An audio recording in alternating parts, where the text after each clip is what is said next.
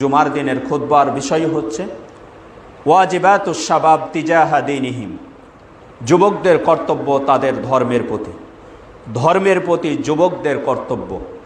উল্লেখিত বিষয়ে কয়েকটি কথা বলে সংক্ষিপ্ত সময়ে আজকের খুতবা সমাপ্তি করার চেষ্টা করব ইনশাআল্লাহ।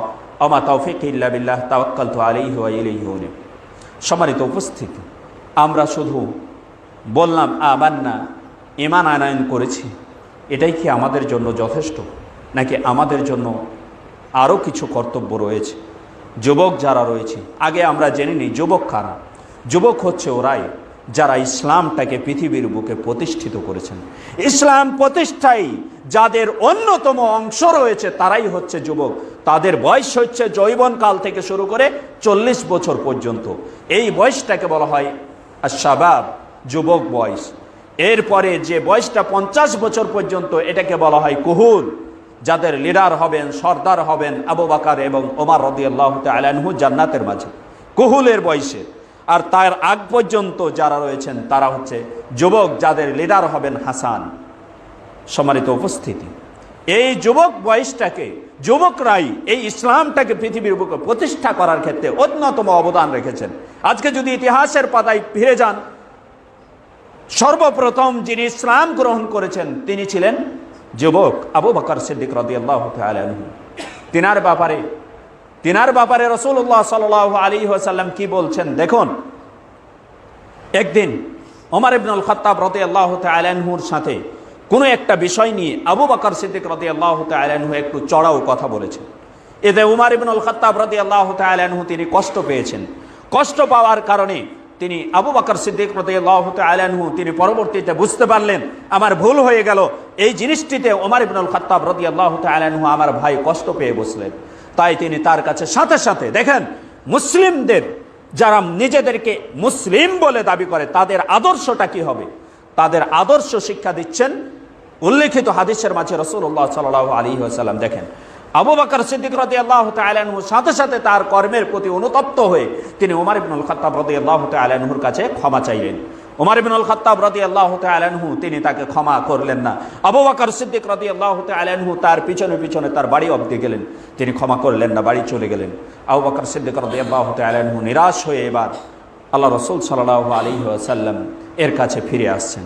আল্লাহ রাসূল সাল্লাল্লাহু আলাইহি ওয়াসাল্লাম কোনো এক মাজলিসে বসে আছেন, এমতো অবস্থায় তার কাছে যখন আসছেন আল্লাহ রাসূল সাল্লাল্লাহু আলাইহি ওয়াসাল্লাম আবু বকরকে আসতে দেখেই সাহাবীদের উদ্দেশ্য করে বলছেন, দেখুন তোমাদের সঙ্গী, তোমাদের সাথী নিশ্চয়ই কারো উপরে ক্রোধান্বিত হয়েছে, রাগান্বিত হয়েছে, এই জন্য মমর্ষ অবস্থায় সে ফিরে আসছে। চেহারা দেখেই চিনে নিয়েছেন, তার আসার আগমনের গতি দেখেই চিনে নিয়েছেন তিনি কারো সাথে কোনো একটা জটিলতা দাঁড়িয়েছে।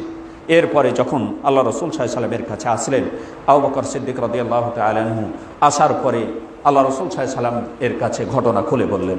আল্লাহ রাসূল সাল্লাল্লাহু আলাইহি ওয়াসাল্লাম বলছেন, ইয়াগফিরুল্লাহু লাকা ইয়া আবা বকর, আবু বকর শুনে রেখো, আল্লাহ তাআলার কসম করে বলছি আল্লাহ তাআলা তোমাকে ক্ষমা করে দিবেন। যদিও ওমর তোমাকে ক্ষমা না করে, তোমাকে আল্লাহ তাআলা ক্ষমা করে দিবেন। সুবহানাল্লাহ। কিসের কারণে?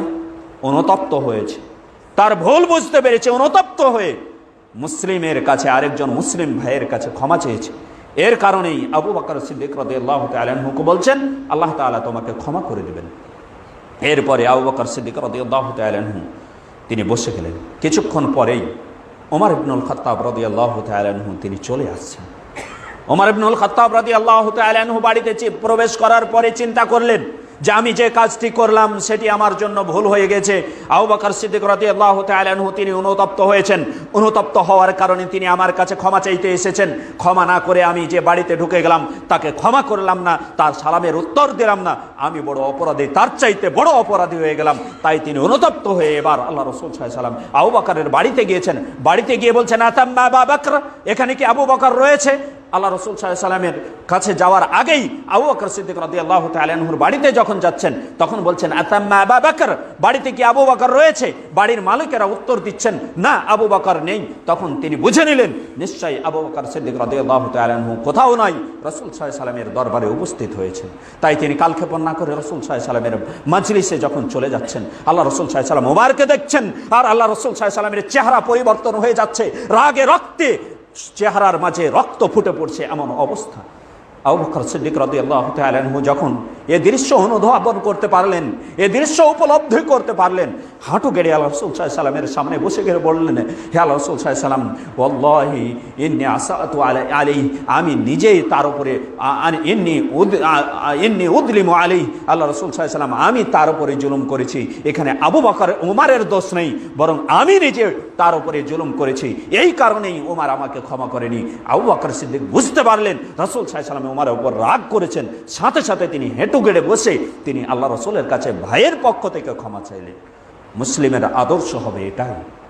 এরপরে আল্লাহ রাসূল সাল্লাল্লাহু আলাইহি সাল্লাম বলছেন, শোনো, তোমরা যখন যেই দিন আমি বলেছিলাম আল্লাহ তাআলা আমাকে ইসলাম দিয়ে পাঠিয়েছে, একমাত্র পৃথিবীতে একজন ব্যক্তি আমাকে সত্যায়ন করেছিল, তিনি হচ্ছেন আবু বকর।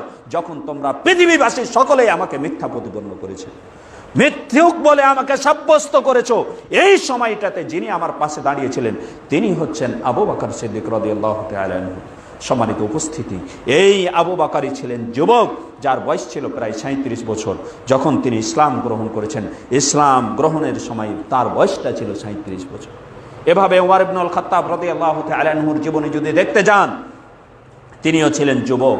যখন ইসলাম গ্রহণ করছেন তখন তিনি ছিলেন যুবক। এই যুবক এর অবস্থাটা কেমন ছিল দেখুন। পৃথিবীতে আল্লাহ তাআলার দেওয়া সত্য বিধানকে বাস্তবায়ন করে সেটার প্রয়োগ করার মতো মুসলিমদের ক্ষমতা ছিল না। কাবা চত্বরে গিয়ে তারা সালাত আদায় করবে, এই ক্ষমতাটা মুসলিমদের ছিল না। প্রকাশ্য ইসলামের দাওয়াত দিবে, এই ক্ষমতাটা মুসলিমদের ছিল না। যখন ওমর ইবনুল খাত্তাব রাদিয়াল্লাহু তাআলা আনহু ইসলাম গ্রহণ করলেন, মদিনার অলিতে গলিতে চিৎকারে ধ্বনিতে আওয়াজে প্রকম্পিত হয়ে গেল, যার কারণেই ওমর ইবনুল খাত্তাবের ইসলাম গ্রহণ করার কারণেই সাহাবীগণ বলছেন, আমরা প্রকাশ্য কাবা চত্বরে ইসলাম সালাত আদায় করতে পেরেছি, প্রকাশ্য ইসলামের দাওয়াত দিতে পেরেছি। তিনি ছিলেন যুবক। এভাবে যদি দেখতে যান একে একে, মুসআব বিন উমাইর রাদিয়াল্লাহু তাআলা আনহু, যিনি সর্বপ্রথম মদিনায় ইসলামের দাওয়াত নিয়ে এসেছিলেন, যিনি মক্কার বুকে সবচাইতে সুদর্শন পুরুষদের একজন ছিলেন, যার গায়ের পোশাকগুলো ছিল সবচাইতে দামি পোশাক, মূল্যবান পোশাক, তিনি যে সুগন্ধিটা ব্যবহার করতেন সবচাইতে দামি সুগন্ধি ব্যবহার করতেন। ইসলাম যখন গ্রহণ করলেন, ইসলাম গ্রহণ করার কারণে তার পরিবারের পক্ষ থেকে সবকিছু তার কাছে ছিনিয়ে নেওয়া হলো।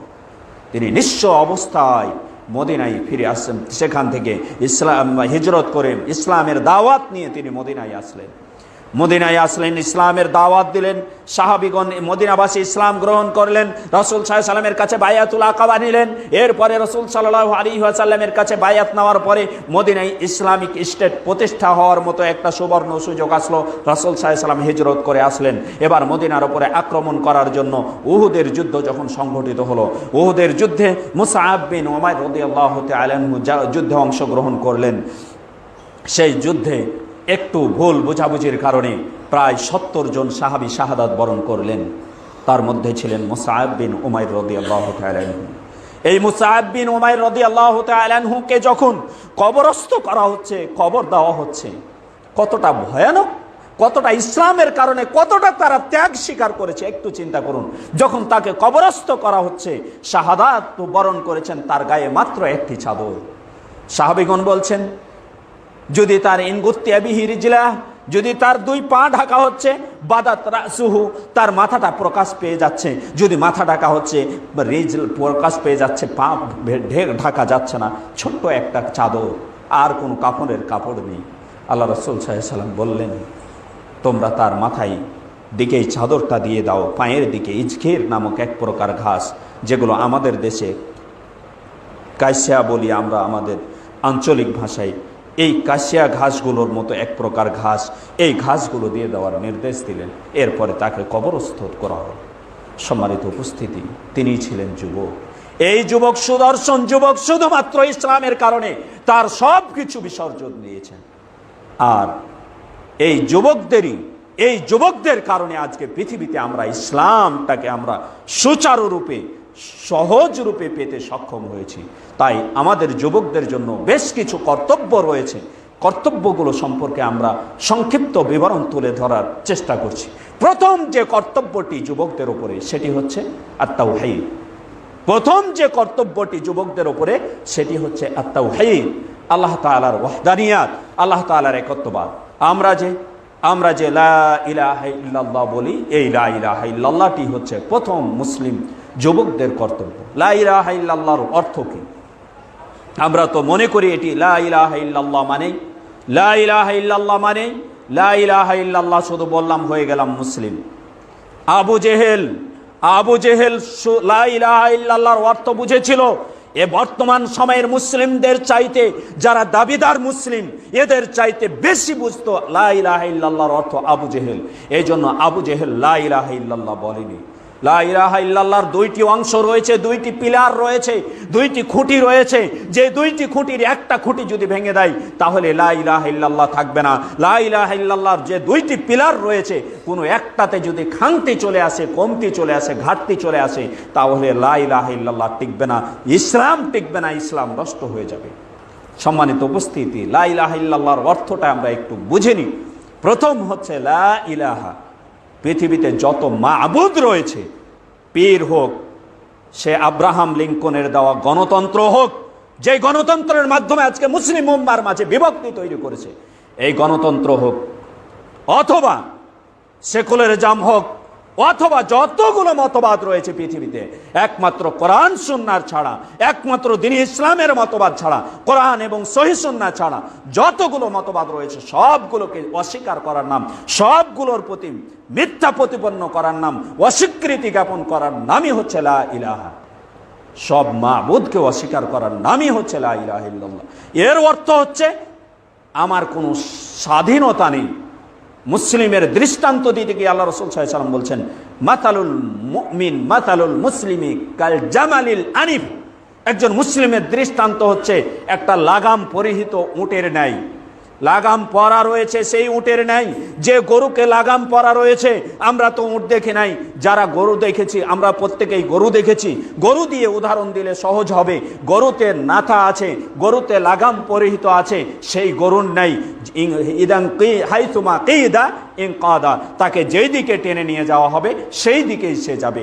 গরুকে আপনি লাগাম পরিহিত গরুকে যেই দিকে পরিচালনা করতে চাইবেন সেই দিকেই সে পরিচালিত হবে। ঠিক একজন মুসলিমের দৃষ্টান্ত। ইসলাম বলছে তুমি এই গর্তে প্রবেশ করো, তো আমাকে এই গর্তে প্রবেশ করতেই হবে। ইসলাম বলছে তুমি এই গর্তের ধারে কাছে যাবে না, আমাকে ওর ধারে কাছে যাওয়াই যাবে না। এটাই হচ্ছে লা ইলাহা, এটাই হচ্ছে লা ইলাহা। লা ইলাহা এর অর্থ হচ্ছে ইসলাম যেটার ক্ষেত্রে কোনো প্রকার সুযোগ রাখেনি সেটাকে সম্পূর্ণরূপে পরিত্যাগ করাই হচ্ছে লা ইলাহা। আর দ্বিতীয় অংশ হচ্ছে ইল্লাল্লাহ, ইতবাত, অর্থাৎ আল্লাহ তাআলার জন্য ওয়াহদানিয়াত সাব্যস্ত করা, আল্লাহ তাআলার জন্য একাত্মবাদ সাব্যস্ত করা। একাত্মবাদ বলতে আমরা বুঝি আল্লাহ এক, এ কথা স্বীকার করে নেওয়া। জি না, এটার নাম লা ইলাহা ইল্লাল্লাহ নয়। ইল্লাল্লাহ এটার নাম নয়, ইল্লাল্লাহ এটির নাম যে আমি যখন এই কথা বলেছি লা ইলাহা ইল্লাল্লাহ, তখন আমার যত কাজ রয়েছে, কুল ইন্না সলাতি, আমার সলাত, ওয়া নুসুকি, আমার কুরবানি, ওয়া মাহিয়ায়া, আমার জীবন, ওয়া মামাতি, আমার মৃত্যু, সবগুলো লিল্লাহি রাব্বিল আলামিন, আল্লাহ তাআলার জন্য। আমার এখানে আর কোনো এখতিয়ার থাকলো না, আমি সবগুলো সুপ্রদ করে দিলাম আল্লাহর জন্য। আল্লাহ যেখানে আমাকে যেতে বলবেন, যা করতে বলবেন, সেটাই আমি করতে বাধ্য। আমার প্রত্যেকটা কাজে থাকবে একমাত্র আল্লাহকে সন্তুষ্টি করা উদ্দেশ্য, অর্থাৎ আমার ইবাদতগুলো হবে আল্লাহর জন্য। দেখেন, জাহিলি যুগের মুশরিকদের মাঝে এবং বর্তমান মুসলিমদের মাঝে পার্থক্য কোথায়? যারা দাবিদার মুসলিম, প্রকৃত মুসলিম নয়, যারা দাবিদার মুসলিম এবং জাহিলি যুগের মুশরিকদের মাঝে পার্থক্য কোথায়? জাহিলি যুগের মুশরিকরা তারাও স্বীকৃতি দিয়েছে যে আসমান জমিন কে সৃষ্টি করেছে? তারা বলেছে আল্লাহ। আমাদেরকে রিজিক কে দিয়ে থাকেন? তারা বলেছে আল্লাহ। আসমান থেকে বৃষ্টি অবতীর্ণ কে করে থাকেন?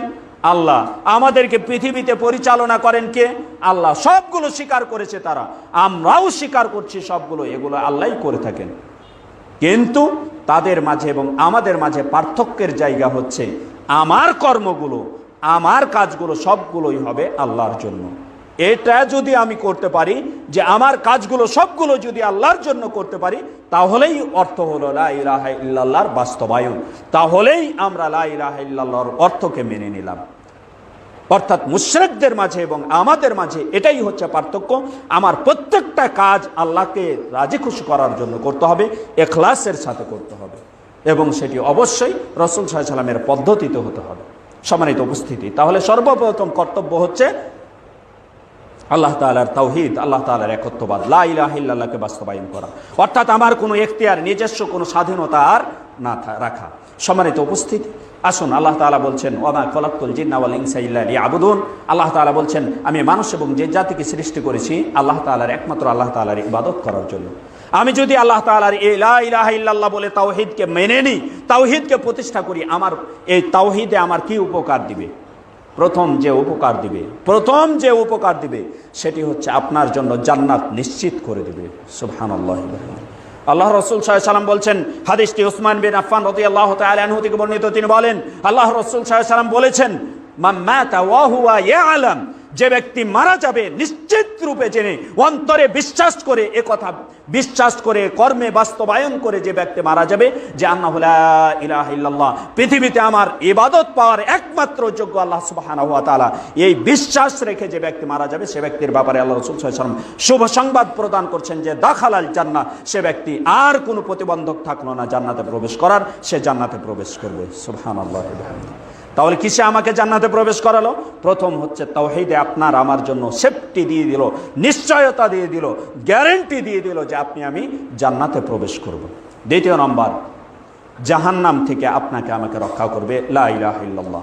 আল্লাহ রাসূল সাল্লাল্লাহু আলাইহি ওয়াসাল্লাম বলছেন, ইন্নাল্লাহা হাররামা আলান নার, নিশ্চয় আল্লাহ তাআলা হারাম করে দিয়েছেন জাহান্নামের উপরে, জাহান্নামের আগুনের উপরে হারাম করে দিয়েছেন ওই ব্যক্তিকে যে ব্যক্তি বলল লা ইলাহা ইল্লাল্লাহ, আল্লাহ ছাড়া সত্য কোনো উপাস্য নেই, এ কথা যে ব্যক্তি বলল, ইয়াবতাগি বিযালিকা ওয়াজহাল্লাহ, আর এ কথা বলে আল্লাহরই সন্তুষ্টি কামনা করলো, পৃথিবীতে কাউকে সন্তুষ্ট করার জন্য নয়, বরং একমাত্র আল্লাহকে সন্তুষ্ট করার জন্য যে ব্যক্তি এ কথা বলল, সে ব্যক্তির জন্য আল্লাহ তাআলা জাহান্নামকে হারাম করে দিয়েছেন। সুবহানাল্লাহ। তাহলে লা ইলাহা ইল্লাল্লাহর পাওয়ার হচ্ছে আপনার জন্য জান্নাত নিশ্চিত, জাহান্নাম আপনার জন্য হারাম। আরও লা ইলাহা ইল্লাল্লাহর পাওয়ার যদি দেখতে যান, পৃথিবীতে আপনার জন্য, পৃথিবী দুনিয়া আখেরাতে আপনার জন্য নিরাপত্তা নিশ্চিত করে দিবে লা ইলাহা ইল্লাল্লাহতে। আল্লাহ রাসূল সাল্লাল্লাহু আলাইহি ওয়াসাল্লাম, আল্লাহ তাআলা কোরআনুল কারীমের মধ্যে বলছেন, আল্লাযীনা আমানু ওয়া লাম ইয়ালবিসু ঈমানাহুম বিযুলমিন উলাইকা লাহুমুল আমন, যারা ঈমান আনয়ন করেছে, ঈমানকে জুলুমের সাথে সংমিশ্রণ ঘটায়নি, ঈমানকে জুলুমের সাথে, ঈমানকে শিরকের সাথে সংমিশ্রণ ঘটায়নি, অর্থাৎ প্রত্যেকটা কাজ আল্লাহ তাআলাকে সন্তুষ্ট করার জন্য করেছে। সালাত পড়তে এসেছি, আল্লাহকে সন্তুষ্ট করার জন্য পড়তে এসেছি, যারা এই কাজটি করেছে উলাইকা লাহুমুল আমন ওয়া হুম মুহতাদুন, ওরাই, তাদের জন্যই রয়েছে নিরাপত্তা এবং তারাই হেদায়েত প্রাপ্ত। হেদায়েতের মালিক তারাই হচ্ছে হেদায়েত প্রাপ্ত, আল্লাহ তাআলা তাদেরকে হেদায়েত দিয়েছেন, সরল সঠিক পথে পরিচালিত করেছেন। সম্মানিত উপস্থিতি, অনুরূপভাবে তাওহীদের আরও পাওয়ার হচ্ছে আপনার আমার জন্য এই পৃথিবীতে যতগুলো মাসায়েব রয়েছে, যতগুলো বিপদ আপদ রয়েছে, দুর্যোগ রয়েছে, সব বিপদ আপদগুলোকে এই তাওহীদে সহজ করে দিবে। যখন আপনি লা ইলাহা ইল্লাল্লাহ বলে নেবেন, তখনই আপনার 6টি বিষয়ের প্রতি ঈমান আনয়ন করা আবশ্যক হয়ে গেছে। তার মধ্যে একটি হচ্ছে আওয়াল ঈমানু বিল কদরি খাইরিহি ওয়া শাররিহি, তাকদীরের ভালো মন্দের প্রতি বিশ্বাস স্থাপন। আপনার তাকদীর যা লিপিবদ্ধ করেছেন আল্লাহ তাআলা, কলম সৃষ্টি করার পরে বললেন উকতুব, কলমকে বললেন তুমি লেখো, কলম বলছে মা আকতুব, আমি কি লিখবো? আল্লাহ তাআলা বললেন উকতুব মা হুয়া কায়িনুন ওয়া মা ইয়াকুন, যা হয়েছে, যা হবে, সবগুলো তুমি লিপিবদ্ধ করো। আপনার আমার সৃষ্টির, আসমান জমিন সৃষ্টির 50,000 বছর পূর্বে এই কলমে সব লিপিবদ্ধ করে রেখেছে। সুতরাং আপনার তাকদীর, আপনার রিজিক, আপনার সম্মান, আপনার ইজ্জত, এগুলো সব আল্লাহ তাআলা বরাদ্দ রয়েছে, আল্লাহ তাআলার কাছে সব লিপিবদ্ধ করে রেখেছে।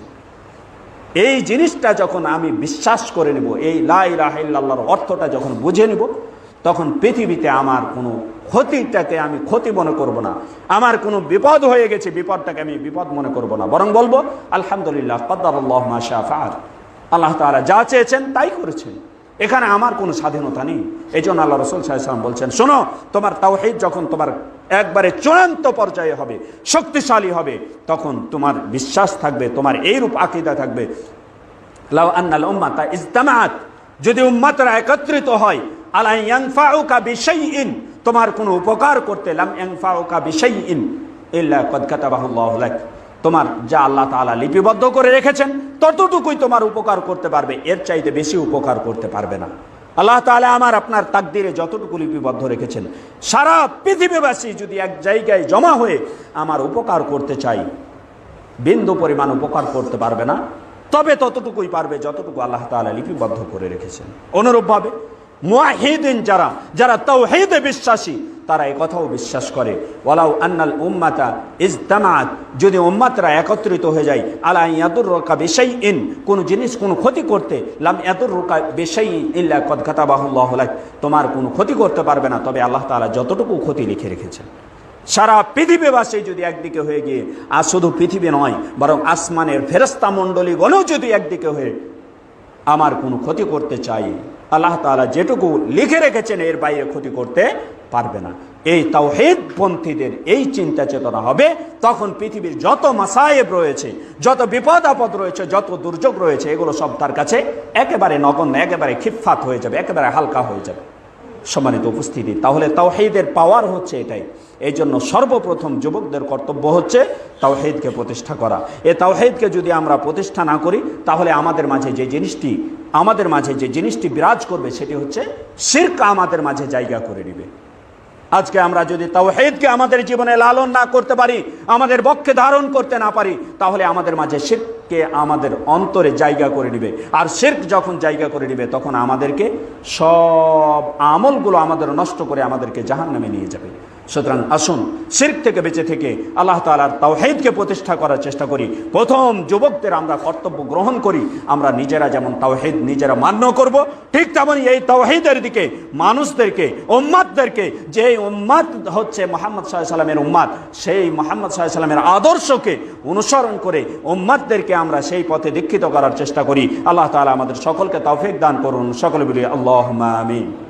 সম্মানিত উপস্থিতি, দ্বিতীয় নাম্বার আমাদের যে কর্তব্যটি আমাদের কাঁধে, যুবকদের কাঁধে, সেটি হচ্ছে আত-তাযায়্যুন, ইয়ানি আত-তামাসসুক বিসুন্নতি রাসূলিল্লাহ সাল্লাল্লাহু আলাইহি ওয়াসাল্লাম, আল্লাহ রাসূল সাল্লাল্লাহু আলাইহি ওয়াসাল্লামের সুন্নাতকে একড়ে ধরা। আল্লাহ রাসূল সাল্লাল্লাহু আলাইহি ওয়াসাল্লামের সুন্নাতকে একড়ে ধরব কেন? কারণ পৃথিবীতে এমন কোনো রাসূল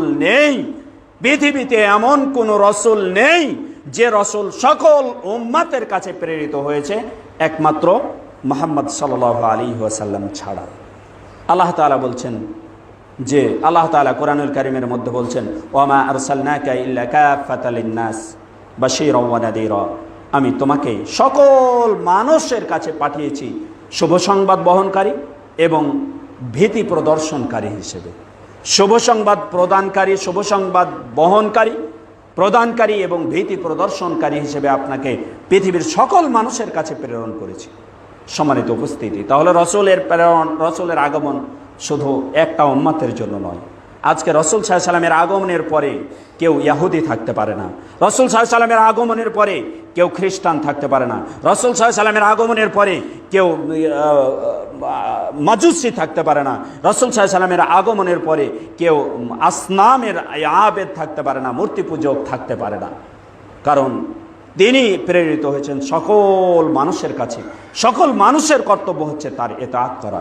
এবং পৃথিবীতে যতগুলো রাসূল এসেছেন, সব রাসূলের কাছে আল্লাহ তাআলা অঙ্গীকার নিয়েছিলেন, যদি তোমাদের মাঝে রাসূল সাল্লাল্লাহু আলাইহি ওয়াসাল্লামকে প্রেরণ করা হয়, তাহলে তুমি তার ইতাআত করবে, অনুসরণ করবে। আর যদি তাকে প্রেরণ করা না হয়, তোমার উম্মতদেরকে ওসিয়ত করে যাবে, তোমাদের মাঝে যদি মুহাম্মদ সাল্লাল্লাহু আলাইহি ওয়াসাল্লামকে প্রেরণ করা হয়, তাহলে তোমরা তার অনুসরণ করবে। এটা সকল নবীকে আল্লাহ তাআলা নির্দেশ দিয়েছেন। কত পাওয়ারফুল রাসূল ছিলেন, তার সুন্নাতকে একড়ে ধরা দ্বিতীয় কর্তব্য যুবকদের জন্য।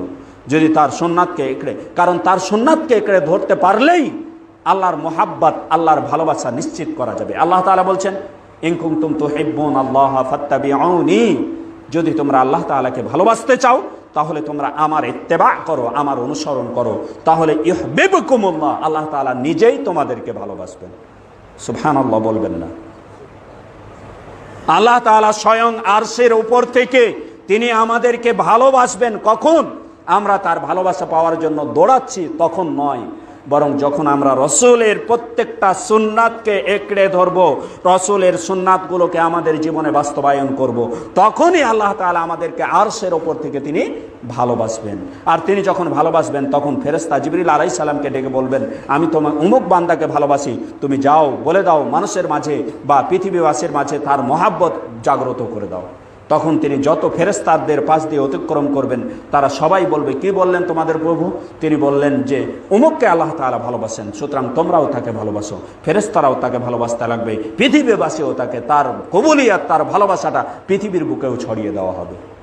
সম্মানিত উপস্থিতি, এই জন্য আল্লাহ রসুল সাল্লাল্লাহু আলাইহি সাল্লামের ইতাআতের মাধ্যমেই আল্লাহ তাআলার ভালোবাসা, পৃথিবীবাসীর ভালোবাসা, দুনিয়ার সকলের ভালোবাসা, ফেরেশতা মণ্ডলীর ভালোবাসা অর্জন করা সম্ভব। এজন্য রসুল সাল্লাল্লাহু আলাইহি সাল্লামের ইতাআতের কোনো বিকল্প নেই। অনুরূপভাবে রসুল সাল্লাল্লাহু আলাইহি সাল্লামের ইতাআত করতে গেলে, ভালোবাসতে গেলে কিভাবে ভালোবাসতে হবে, এর ভালোবাসার কয়েকটা উদাহরণ দিয়ে আমরা সামনে অগ্রসর হই। দেখুন, রসুল সাল্লাল্লাহু আলাইহি সাল্লামের নির্দেশনাকে ফলো করার মাধ্যমে রসুল সাল্লাল্লাহু আলাইহি সাল্লামের ভালোবাসা সম্ভব। আল্লাহ রসুল সাল্লাল্লাহু আলাইহি সাল্লাম এর নির্দেশনাকে কিভাবে সাহাবীগণ ফলো করেছেন আপনারা জানেন। কিবলা পরিবর্তনের ঘটনা, আল্লাহ রসুল সাল্লাল্লাহু আলাইহি সাল্লাম মক্কা থেকে যখন হিজরত করে মদিনায় আসলেন, 16 থেকে 17 মাস কোন দিকে সালাত পড়েছেন?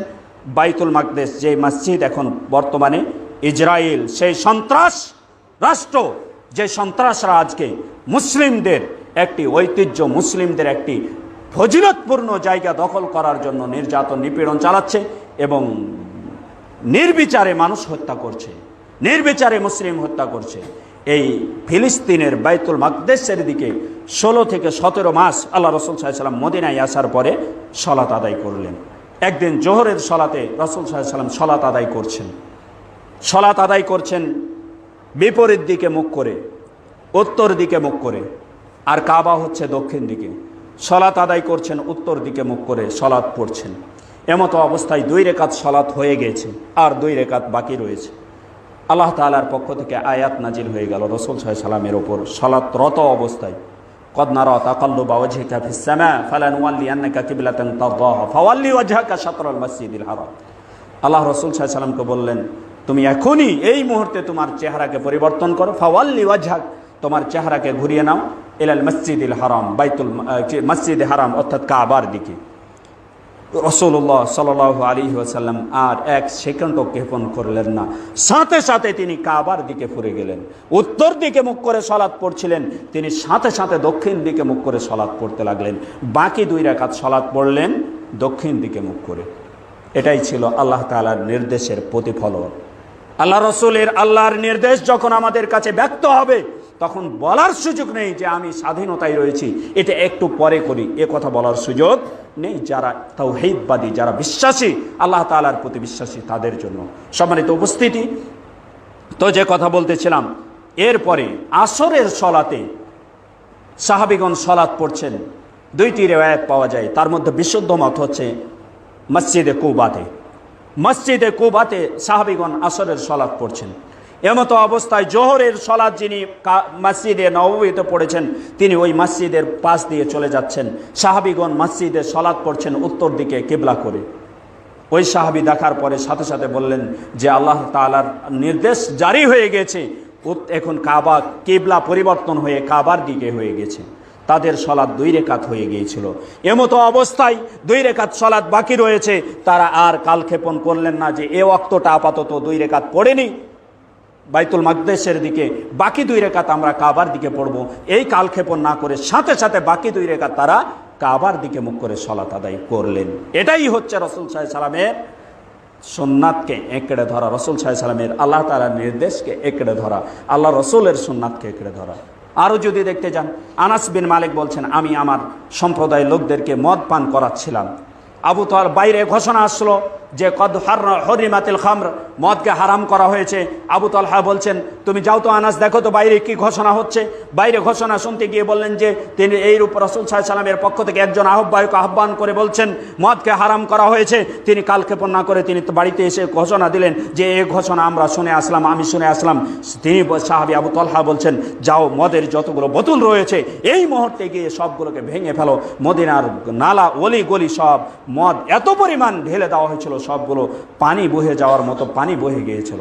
তারা বলতে পারতেন যে আচ্ছা এটুকু আমরা আপাতত খেয়ে নিই, পরে যখন হারাম হয়ে গেছে পরে আমরা ছাড়ব।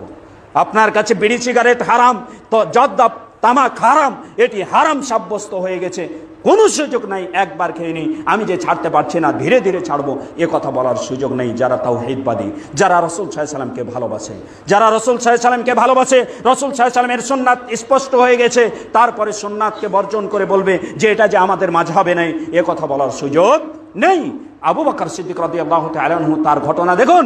তিনার কাছে একদিন ফাতেমা বিনতে রাসূলুল্লাহ সাল্লাল্লাহু আলাইহি ওয়াসাল্লাম, আল্লাহ রাসূল সাল্লাল্লাহু আলাইহি সাল্লামের মেয়ে ফাতেমা, রাসূল সাল্লাল্লাহু আলাইহি সাল্লাম মারা যাওয়ার পরে আসলেন মিরাস চাইতে। আল্লাহ রাসূল সাল্লাল্লাহু আলাইহি সাল্লাম বলে গিয়েছেন আমার ওয়ারিস হবে না, মা তারাকতু লা নুরাস, আমাদের নবীদের ওয়ারিস হয় না, মা তারাকনা সাদাকা, আমরা যা পৃথিবীতে রেখে যাই, যে অর্থ সম্পদ আমাদের থাকে সেগুলো সাদকা হয়ে যাবে, এগুলোর কেউ তার উত্তরাধিকারী সূত্রে তার উত্তরাধিকারীরা পাবে না। এ ঘোষণা রাসূল সাল্লাল্লাহু আলাইহি সাল্লাম দিয়ে গেছেন। সুতরাং তার কাছে যখন রাসূল সাল্লাল্লাহু আলাইহি সাল্লামের আবু বকর খলিফা হলেন, আবু বকরের কাছে মিরাস চাইতে আসলেন কে? রাসূল সাল্লাল্লাহু আলাইহি সাল্লামের মেয়ে, স্বয়ং রাসূলের মেয়ে আসলেন। আবু বকর সিদ্দিক রাদিয়াল্লাহু তাআলা আনহুর কাছে পিড়াপিড়ি করলেন। আবু বকর উত্তরে বললেন, শোনো, লাস্তু তারিকান শাইআন, যে হাদিসটি বুখারীতে এসেছে, লাস্তু তারিকান শাইআন কানা রাসূলুল্লাহ সাল্লাল্লাহু আলাইহি ওয়াসাল্লাম ইয়ামালু বিহি ইল্লা আমিলতু বিহি। পৃথিবীতে যতগুলো রাসূল সাল্লাল্লাহু আলাইহি সাল্লামের কোন সুন্নাতের বিষয়ে আমল করেছেন, এরূপ যদি আমি জানি এমন একটা পৃথিবীতে সুন্নাত নেই যেটিকে আমি বর্জন করেছি। সুবহানাল্লাহ। আবু বকর সিদ্দিক রাদিয়াল্লাহু তাআলা আনহু বলছেন আল্লাহ রাসূল সাল্লাল্লাহু আলাইহি সাল্লামের কোনো একটা সুন্নাত নেই যে সুন্নাতগুলো রাসূল সাল্লাল্লাহু আলাইহি সাল্লাম পৃথিবীতে আমল করেছেন, এমন একটা সুন্নাত আমি বর্জন করেছি আমার জানা নেই। যদি আমি বর্জন করি, ইন্নী খাশিতু ইন্নী আখশা, আমি ভয় করছি যদি আমি ইন তারাকতু শাইআম মিন আমরিহি, তার নির্দেশের কোনো একটা বিষয়কে যদি আমি ছেড়ে দিই, বর্জন করি, আন আজিগ, আমি আর সরল সঠিক পথে থাকতে পারবো না, আমি সরল সঠিক পথ থেকে বিচ্যুতি হয়ে যাব। সম্মানিত উপস্থিতি, যে সরল সঠিক পথের জন্য আমরা প্রতিদিন সলাতে বলি আল্লাহ তাআলার কাছে, প্রতিদিন প্রত্যেক রাকাতে সলাতে বলি আমরা ইহদিনাস সিরাতাল মুস্তাকিম, আল্লাহ আমাদেরকে সরল সঠিক পথে পরিচালিত করুন। আমাদের ক্ষমতা নাই আল্লাহ, আপনার কাছেই তৌফিক রয়েছে, আপনি আমাদেরকে ক্ষমতা দিন, আমরা যেন সরল সঠিক পথে চলতে পারি। প্রতিদিন আমরা 5 ওয়াক্ত সলাতে 17 বার কমসে কম বলি, যদি সুন্নাত নফলগুলো বর্জন করি তাও আমরা 5 ওয়াক্ত সলাতে প্রত্যেক রাকাতে আমরা পড়ি, বলি শুধুমাত্র সরল সঠিক পথে থাকতে চাই। এই সরল সঠিক পথে থাকার জন্য রাসূল আবু বকর সিদ্দিক বললেন, আবু বকর সিদ্দিক রাদিয়াল্লাহু তাআলা আনহু বললেন যে আমি এই সরল সঠিক পথে থাকার জন্য রাসূল সাল্লাল্লাহু আলাইহি সাল্লামের একটা সুন্নাত নেই যে সুন্নাতটাকে আমি বর্জন করেছি। সুতরাং আমরা কত সুন্নাত বর্জন করছি, আর আমি দাবি করছি আমি সিরাতে মুস্তাকিমের অনুসারী, আমি দাবি করি আমি সরল সঠিক পথের অনুসারী। সম্মানিত উপস্থিতি, একটু চিন্তা করে দেখুন তো, আপনি আমি কি সরল সঠিক পথে অবিচল থাকতে পারবো যদি রাসূল সাল্লাল্লাহু আলাইহি সাল্লামের সুন্নাত থেকে আমি সরে যাই? আমি মাযহাবের দোহাই দিয়ে আমি কি সুন্নাতের ওপরে, আমি কি দ্বীনের ওপরে অটুট থাকতে পারবো? মাযহাব দিয়ে শরিয়াত চলে না। শরিয়াত চলার জন্য আল্লাহ রাসূল সাল্লাল্লাহু আলাইহি সাল্লাম রীতি নির্ধারণ করে গিয়েছেন। তিনি বলে গিয়েছেন তারাকতু ফীকুম আমরাইন, তোমাদের মাঝে 2টা জিনিস রেখে যাচ্ছি, লান তাদিল্লু মা তামাসসাকতুম বিহিমা, এই 2টা জিনিসকে যতদিন পর্যন্ত তোমরা একড়ে ধরে থাকবে ততদিন পর্যন্ত তোমরা কখনো পথভ্রষ্ট হবে না। এক হচ্ছে কিতাবুল্লাহ, আল্লাহ তাআলার কিতাব, দ্বিতীয় হচ্ছে সুন্নাত রাসূলুল্লাহ সাল্লাল্লাহু আলাইহি ওয়াসাল্লাম, আল্লাহ রাসূল সাল্লাল্লাহু আলাইহি সাল্লামের সুন্নাত। এই 2টাকে একড়ে ধরা ছাড়া পৃথিবীতে সরল সঠিক পথ নেই। পৃথিবীতে যারা আব্রাহাম লিঙ্কনের দেওয়া মতবাদ দিয়ে ইসলাম প্রতিষ্ঠা করতে চাচ্ছে, কিয়ামত সংগঠিত হয়ে গেল ইসলাম প্রতিষ্ঠা করা সম্ভবপর নয়, কারণ আপনি মূল জায়গায় বিভক্তি তৈরি করে দিয়েছেন। অথচ ইসলামী শরিয়াত সবচাইতে গুরুত্ব দিচ্ছেন এই ঐক্যতাকে। আপনার মসজিদে এসে সালাত পড়ার গুরুত্বটা কেন এত বেশি? কেন মসজিদে সালাতকে আল্লাহ রাসূল সাল্লাল্লাহু আলাইহি ওয়াসাল্লাম ওয়াজিব করে গেলেন, আবশ্যিক করে দিলেন? কেন? সালাত তো আপনি আমি বাড়িতেও পড়লে পারি, মসজিদে কেন আবশ্যিক করে দিলেন, লাজিম করে দিলেন? হিকমা কি? হিকমাই হচ্ছে একজন মুসলিমের সাথে আরেকজন মুসলিমের মহাব্বত, ভালোবাসা তৈরি হবে। আজকে কথা বলতে গেলে সময় স্বল্প, কথা বলতে গেলে অনেক কথাই চলে আসে। আজকে যে আমরা সালাত আদায় করি, দাঁড়াতেই আপনি জানেন না, আমি প্রমাণ করে দিব আপনি রাসূল সাল্লাল্লাহু আলাইহি সাল্লামের সুন্নাত অনুপাতে দাঁড়ান না। যদি বলতে পারেন আমি রাসূল সাল্লাল্লাহু আলাইহি সাল্লামের সুন্নাত অনুপাতে দাঁড়াই, তাহলে আমি জাতির সামনে কথা বলা বর্জন করব। রাসূল সাল্লাল্লাহু আলাইহি সাল্লাম যেভাবে দাঁড়িয়েছেন সেভাবে দাঁড়ানো হয় না আপনার। আজকে কেউ বলতে পারবেন এখানে দাঁড়িয়ে যে আমি সালাতটাকে প্রশিক্ষণ নিয়েছি, পৃথিবীতে এমন কোনো পেশা নেই যে পেশার প্রশিক্ষণ নেওয়া হয় না, অথচ রাসূল সাল্লাল্লাহু আলাইহি ওয়াসাল্লামের এই সুন্নাত মানব জীবনের সবচাইতে গুরুত্বপূর্ণ ইবাদত হচ্ছে সালাত। সর্বপ্রথম কিয়ামতের দিন হিসাব হবে সালাতের, সর্বপ্রথম কিয়ামতের দিন হিসাব হবে সালাতের। আপনারা জানেন রাসূল সাল্লাল্লাহু আলাইহি ওয়াসাল্লাম একদিন মসজিদে বসে আছেন, এমতো অবস্থায় একজন ব্যক্তি সাহাবী প্রবেশ করলেন, সালাত পড়লেন। আল্লাহ রাসূল বললেন, ইরজি ফাসাল্লি ফাইন্নাকা লাম তুসাল্লি, ফিরে যাও, সালাত পড়ো, কেননা তুমি সালাত পড়োনি। আল্লাহ রাসূল সাল্লাল্লাহু আলাইহি ওয়াসাল্লাম 3 বার ফিরিয়ে দিলেন, চতুর্থবারে বলছেন, আল্লাহ রাসূল আমাকে সালাত শিখিয়ে দিন।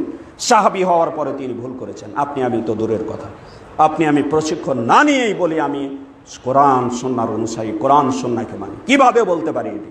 রাসূল সাল্লাল্লাহু আলাইহি ওয়াসাল্লামের সুন্নাতের আমরা অনুসরণ করি, এটা প্রমাণ করতে হলে আপনাকে সলাতটাকেই আগে ঠিক করতে হবে। সলাতেই যদি কাতারে বক্রতা থাকে, আল্লাহ রাসূল সাল্লাল্লাহু আলাইহি ওয়াসাল্লাম বলছেন, তাহলে ওয়ালা ইখালিফুন্নাল্লাহু বাইনা কুলুবিকুম, অন্তরের মাঝে বক্রতা সৃষ্টি হবে। এজন্য আল্লাহ রাসূল সাল্লাল্লাহু আলাইহি ওয়াসাল্লাম বলছেন, লা তাখতালিফু ফাতাখতালিফা কুলুবুকুম, তোমাদের অন্তরে বক্রতা সৃষ্টি হবে কাতারের মাঝে বক্রতা তৈরি হলে। কাতারে দাঁড়াতেন আনাস বিন মালিক বলছেন, আমরা যখন কাতারে দাঁড়াতাম, ইলজিকু আহাদুনা কাদামাহু বিমানকাবাহু বিমানকাবি সাহিবিহি, আমাদের কেউ যখন কাতারে দাঁড়াতো তখন একজন আরেকজনের কাঁধের সাথে কাঁধ মিলিয়ে দাঁড়াতো। ওয়া কাদামাহু বিকাদামি সাহিবিহি, তার পাকে পায়ের সাথে মিলিয়ে দাঁড়াতো। পাকে পায়ের সাথে, পার অর্থ কনিষ্ঠাঙ্গুলি না, পার অর্থ হচ্ছে গোটাটাই পা, হচ্ছে গোটাটাই পা। আপনার যেটুকুকে বলা হয় কদম, সম্পূর্ণটাই হচ্ছে পা, সম্পূর্ণই মিলে থাকবে। এটাই রাসূল সাল্লাল্লাহু আলাইহি ওয়াসাল্লামের সুন্নাত। এভাবেই রাসূল সাল্লাল্লাহু আলাইহি ওয়াসাল্লাম সাহাবীদের শিখিয়েছেন। যিনি 10 বছর খেদমত করেছেন তিনি বলছেন, এভাবে সালাত পড়েছি আমরা, এভাবে আমরা দাঁড়াতাম। এই জন্য কাতারে কাঁধে কাঁধ মিলে পায়ে পা মিলাতে হলে আপনাকে বডি বরাবর জায়গা নিতে হবে। আপনার বডির চাইতে আপনি যদি পায়ের পরিধি বেশি নেন, তাহলে আপনার কাতারের মাঝে বডিতে বডি মিলবে না। আপনি যদি কম নেন, তাহলে আপনার পায়ে পা মিলবে না। এই জন্য আপনাকে দাঁড়াতে হলে বডিতে বডি লাগিয়ে, পায়ে পা লাগিয়ে দাঁড়াতে হবে। পায়ের শুধু কনিষ্ঠাঙ্গুলির সাথে কনিষ্ঠাঙ্গুলির নাম লাগানোর নাম সুন্নাত নয়। পৃথিবীতে এমন কোনো হাদিস নেই, পৃথিবীতে একটিও হাদিস দেখাতে পারবেন না, এমনকি জাল হাদিসও নেই যে কাতারের মাঝে ফাঁকা করে দাঁড়াবেন। যদি প্রমাণ করে দিতে পারেন কেউ সহিহ হাদিস, আমরা আজ থেকে আপনার হাদিস মেনে নিব। আর যদি প্রমাণ করতে না পারেন, তাহলে একমাত্র পৃথিবীতে একজন ব্যক্তি বলে গেছেন, সল্লু কামা রাআইতুমুনি উসাল্লি, আমাকে যেভাবে সালাত পড়তে দেখছো ঠিক সেভাবে সালাত পড়ো। পৃথিবীতে কোনো ইমাম বলে যাননি, না ইমাম আবু হানিফা রাহিমাহুল্লাহ, না ইমাম শাফি রাহিমাহুল্লাহ, না ইমাম মালিক, না ইমাম আহমদ বিন হাম্বল রাহিমাহুমুল্লাহ জামিআ। কেউ বলে যাননি, ইমাম বুখারী বলে যাননি, ইমাম মুসলিম বলে যাননি, পৃথিবীর কোনো আইম্মা মুজতাহিদিন বলে যাননি আমার মতো সালাত পড়ো। একমাত্র পৃথিবীতে একজন ব্যক্তি বলে গেছেন, তিনি হচ্ছেন রাসূল সাল্লাল্লাহু আলাইহি ওয়াসাল্লাম। সুতরাং তার পদ্ধতিতে সালাত না হলে সালাত বাতিল, তার পদ্ধতিতে সালাত পড়তেই হবে আপনাকে। এটিই হচ্ছে ইসলামী রাসূল সাল্লাল্লাহু আলাইহি ওয়াসাল্লামের সুন্নাতকে একড়ে ধরা। সম্মানিত উপস্থিতি, সুতরাং এই সালাতে ওই সাহাবী আল্লাহ রাসূল সাল্লাল্লাহু আলাইহি ওয়াসাল্লাম বারবার তাকে ফিরিয়ে দিলেন, ইরজি ফাসাল্লি ফাইন্নাকা লাম তুসাল্লি। কে ভুল ছিল তার? ছোট্ট একটি ভুল, সেটি ছিল ইআতেদাল ছিল না। তার সালাতের মাঝে ইআতেদাল ছিল না। আমরা ইআতেদালই তো বুঝি না। তামান্নিনা ছিল না, তার মাঝে তামান্নিনা ছিল না, তামান্নিনা তো আমরা বুঝি না। সুতরাং আমরা কিভাবে বলবো যে আমি সালাতটাকে রাসূল সাল্লাল্লাহু আলাইহি ওয়াসাল্লামের পদ্ধতিতে পড়ছি? সুতরাং আসুন আমরা অনুরোধ করব, আমাদের জীবনের সর্বক্ষেত্রে রাসূল সাল্লাল্লাহু আলাইহি ওয়াসাল্লামের সুন্নাতকে একড়ে ধরার চেষ্টা করি। আজকে সালাত যে পড়ছি, সালাতের প্রশিক্ষণের ব্যবস্থা গ্রহণ করুন। আলহামদুলিল্লাহ, আপনারা সঠিকটাকে মানার চেষ্টা করছেন। আমরা এই জন্য অন্তর থেকে অন্তর ভরে যায় আপনাদের দেখলে। আপনাদের পাশে আসলে আমাদের অন্তরে ভালোবাসায় মহাব্বত উজাড় করে আপনাদের কাছে ব্যক্ত করতে চাই, সব কিছুই ব্যক্ত করতে চাই, কারণ আপনাদের আমরা ভালোবাসি। আপনাদের সাথে আমাদের সম্পর্ক ইমানের সম্পর্ক। ইমানের সম্পর্কটা কেমন দেখবেন একটু ছোট্ট করে দেখাই। রাসূল সাল্লাল্লাহু আলাইহি ওয়াসাল্লাম যখন হিজরত করে মক্কা থেকে মদিনায় আসলেন, রাসূল সাল্লাল্লাহু আলাইহি ওয়াসাল্লাম হিজরত করে মক্কা থেকে মদিনায় আসলেন, সাহাবীগণ আসলেন। মদিনাতে যারা হিজরত করে এসেছেন তাদের তো আত্মীয় স্বজন নেই, তাদের অর্থ সম্পদ নেই, কিছুই নেই। এই জন্য আল্লাহ রাসূল সাল্লাল্লাহু আলাইহি ওয়াসাল্লাম তাদের সাথে যারা মদিনার বাসী আনসারী সাহাবী মুহাজিরদের মাঝে ভাই ভাই করে দিলেন। এ ভাইয়ের করার কারণে আল্লাহ রাসূল সাল্লাল্লাহু আলাইহি ওয়াসাল্লাম ইসলামের ভাই, এটা কোনো রক্তের সম্পর্কের ভাই নয়, ইসলামের ভাই করে দিলেন। ইসলাম ভাইয়ের শক্তিটা কতটুকু দেখেন, কতটুকু পাওয়ার দেখেন। আব্দুর রহমান বিন আউফের সাথে সাআদের সম্পর্ক ভাই করে দিলেন। এবার সাআদ আব্দুর রহমানকে বলছেন, ভাই শোনো, তুমি তো মদিনা থেকে এসেছো, কিছুই নিয়ে আসতে পারোনি, অর্থ সম্পদ নেই। আমি মদিনার একজন ধনাঢ্যশীল ব্যক্তি, আমার অর্থ সম্পদ যেগুলো রয়েছে তার অর্ধেকটা তোমার, অর্ধেকটা আমার। সুবহানাল্লাহ। কিসের সম্পর্কে? ইমানের সম্পর্কে, ইমানের ভালোবাসায় অর্ধেক সম্পদ দিয়ে দিলেন। আজকে নিজের রক্তের ভাই, রক্তের সম্পর্কের ভাই, আপনারা জানেন জমি জায়গা ভাগ করতে গিয়ে চোখ পর্যন্ত উপড়ে নিয়েছে। নিজের রক্তের ভাই, ওরস, একই বাবার একই মায়ের সন্তান, রক্ত, এই জমির ভাগ বন্টন করতে গিয়ে চক্ষু পর্যন্ত হারিয়েছে। অথচ ইসলামের ভাইয়ের জন্য একজন ভাই আরেকজন ভাইয়ের যত অর্থ রয়েছে তাকে দুই ভাগে ভাগ করে, সমান ভাগে ভাগ করে দিচ্ছেন। এরপরে বলছেন শুধু এখানেই ক্ষান্ত না, তারপরে সাদ বলছেন শোনো, তোমার তো এখানে স্ত্রী নেই, তুমি স্ত্রী রেখে এসেছো মক্কায়, আমার দুইটা স্ত্রী রয়েছে, তোমার যেটা পছন্দ হয় তুমি বলো, আমি ওটাকে তালাক দিয়ে দেবো, তুমি সেটাকে বিবাহ করে নাও। সুবহানাল্লাহ।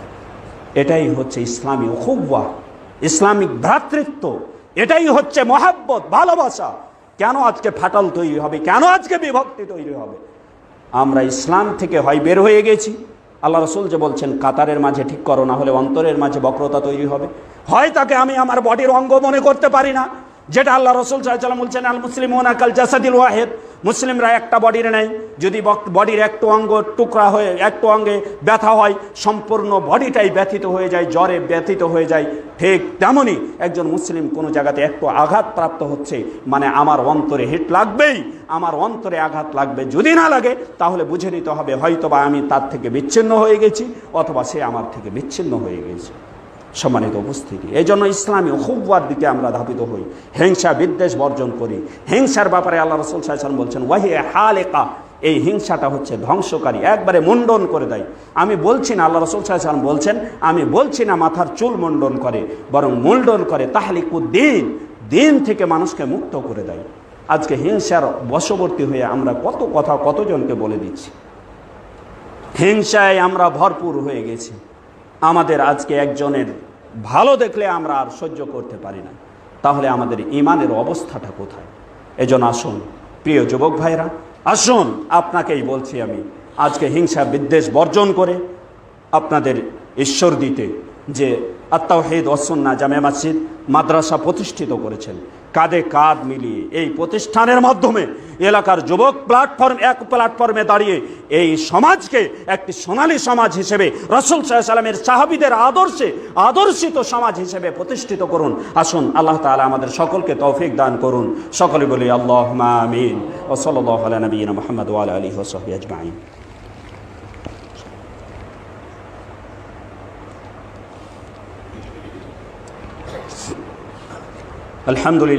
الحمد لله نحمده ونستعينه ونستغفره ونؤمن به ونتوكل عليه ونعوذ بالله من شرور أنفسنا ومن سيئات أعمالنا من يهده الله فلا مضل له ومن يضلل فلا هادي له وأشهد أن لا إله إلا الله وحده لا شريك له وأشهد أن محمدا عبده ورسوله। সম্মানিত উপস্থিতি, আমরা বলতেছিলাম যুবকদের কর্তব্য নিয়ে কথা বলছিলাম, দ্বিতীয় নম্বর পয়েন্ট নিয়ে আমরা আলোচনা করতেছিলাম।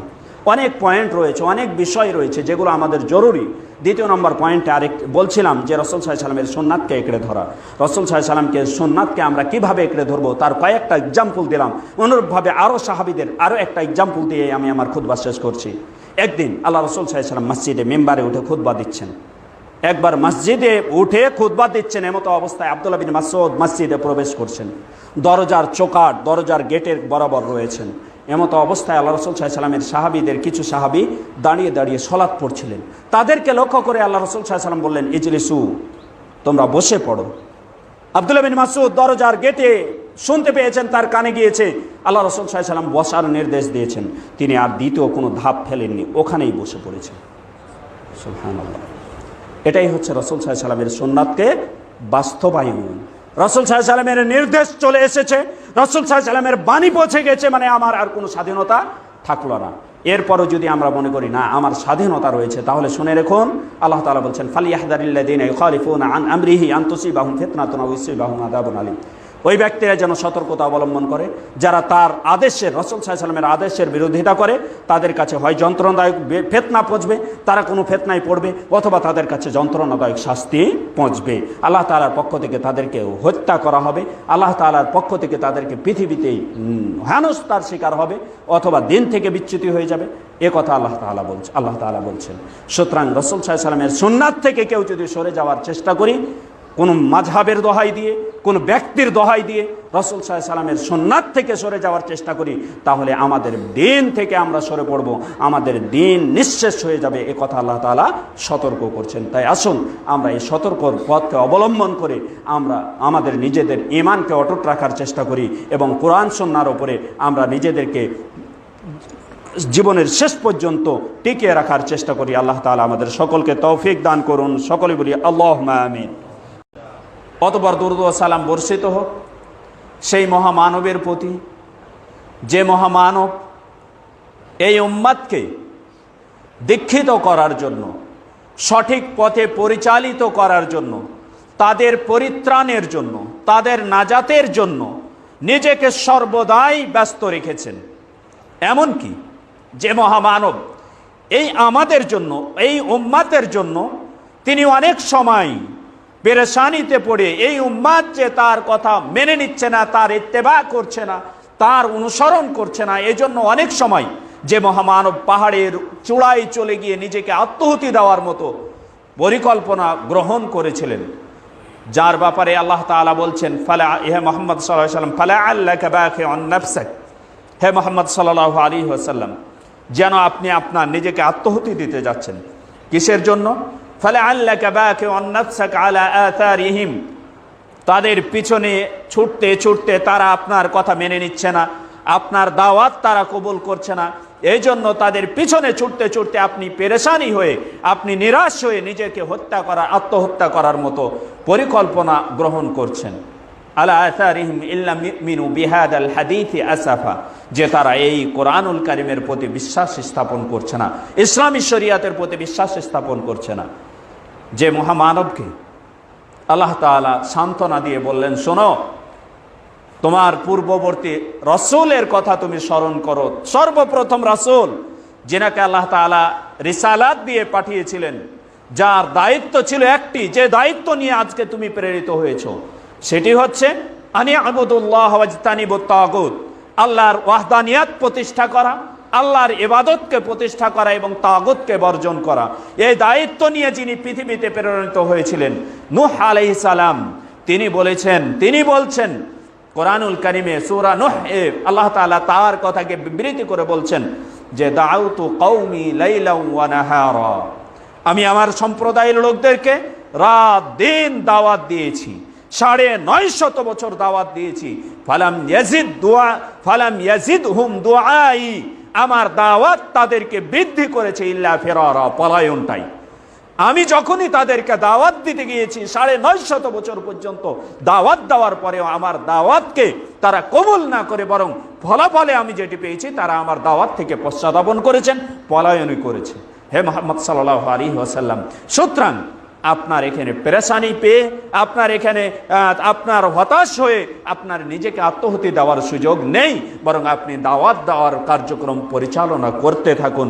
কারণ ফাইন্নাকা লা তাহদি মান আহবাব, আপনি যাকে চান, যাকে পছন্দ করেন, যাকে মনে করছেন সে ইসলামের জন্য আসলে পারে ভালো হবে, আপনি তাকে হেদায়েত দিতে পারবেন না। হেদায়েতের মালিক ওয়ালাকিন্নাল্লাহ ইয়াহদি মান ইয়াশা, তিনি ওপরে যিনি রয়েছেন তিনিই হেদায়েত দিয়ে থাকেন, হেদায়েত তার কাছে, তুমি শুধুমাত্র পথ দেখার মালিক মুহাম্মদ সাল্লাল্লাহু আলাইহি ওয়াসাল্লাম। সুতরাং আপনি আত্মহতি না দিয়ে, আপনি পেরেশানিতে না পড়ে, বরং ধৈর্য ধারণ করে দাওয়াত দিতে থাকুন।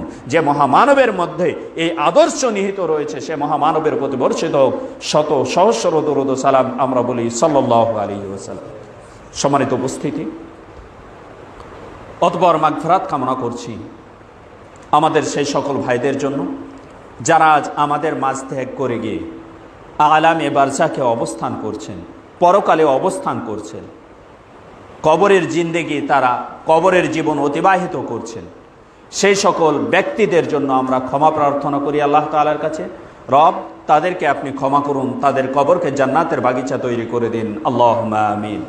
আমাদের যারা আত্মীয় স্বজন আজকে আমাদের পানে চেয়ে রয়েছে, তারা একটা ডুবন্ত ব্যক্তির ন্যায়, তারা ছোট্ট একটা অবলম্বন পেলে সেটা ধরে তারা বাঁচতে চাচ্ছে, তাদের জন্য আমরা ওয়ালাদ সালেহ হিসেবে আল্লাহ তাআলার কাছে, আপনার কাছে দোয়া করি, আল্লাহ তাদেরকে আপনি ক্ষমা করুন, আমাদের আমলগুলোর ওয়াসিলায় তাদেরকে ক্ষমা করে তাদেরকে জান্নাতুল ফেরদাউস দান করুন, আল্লাহুম্মা আমিন।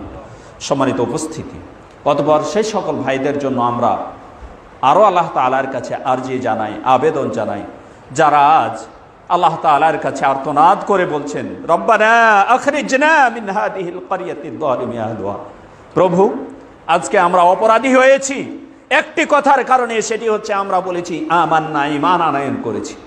এ কথার কারণে অপরাধী হয়ে আজকে আমরা ফিলিস্তিনে নির্যাতিত নিষ্পেষিত হচ্ছি, আজকে গাজাতে আমরা নিষ্পেষিত হচ্ছি, আজকে মায়ানমারে আমরা নিষ্পেষিত হচ্ছি, আজকে আমরা চীনে নিষ্পেষিত হচ্ছি, আমাদেরকে নিধন করা হচ্ছে। আল্লাহ আমাদেরকে এই জনপদ থেকে নিষ্কৃতি দান করুন। যারা আজ আল্লাহ তাআলার কাছে এই আর্তনাদ করছে, আমরা তাদের জন্য দোয়া করি, আল্লাহ তাদেরকে ঈমানের ওপর অবিচল থেকে ঈমানের ওপর মৃত্যুবরণ করার তৌফিক দান করুন, আল্লাহুম্মা আমিন। সম্মানিত উপস্থিতি, অতঃপর জুমার দিনের চিরাচরিত নিয়ম অনুপাতে